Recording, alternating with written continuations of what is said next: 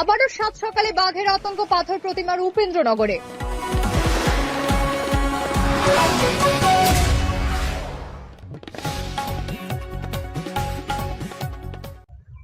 ওই বাঘটা এসছে আমরা শুনেছি, বা দুর্গাপূজার পরে ওখানে দেখা হয়েছে।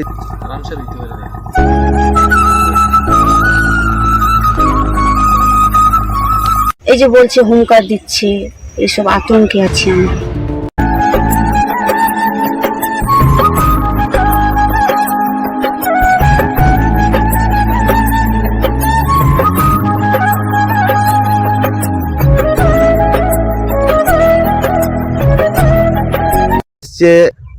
ওই বাঘটা এসছে আমরা শুনেছি, বা দুর্গা পরে ওখানে দেখা হয়েছে যে বাঘের ছাপ পাওয়া গেছে।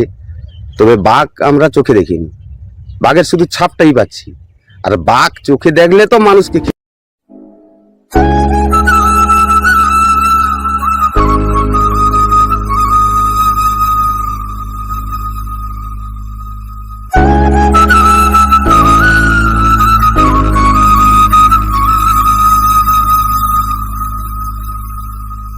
হয়তো পানিতে ঠিক আছে। শীতকালে না, এখন জলের স্রোতটাও কম, জলে পিছনে আমরা তো খাবার তো এখানে হয়েছে, খাবার পাই আর জলটাও যথেষ্ট নিরিবিলি। জঙ্গল বিশাল ঘন জঙ্গল, অনেক বড় না, ওই জন্য এখানে থাকার কোনো অসুবিধা নেই। নামটা তোমার নিচে এই জঙ্গলে মানে নদীকে যাই গেলে জলকে যাই গেলে এই জঙ্গলে ম্যাক্সিমাম তোমাকে 45 মিটার আর হবে এই জঙ্গলে যাও, তারপর তুমি জল পাবো। কতটা জল আরামসে আছে। আর একটা শিকড় পাওয়াটা মানে শিকড় তো প্রচুর, শিকড় জানতে এখানে হবে।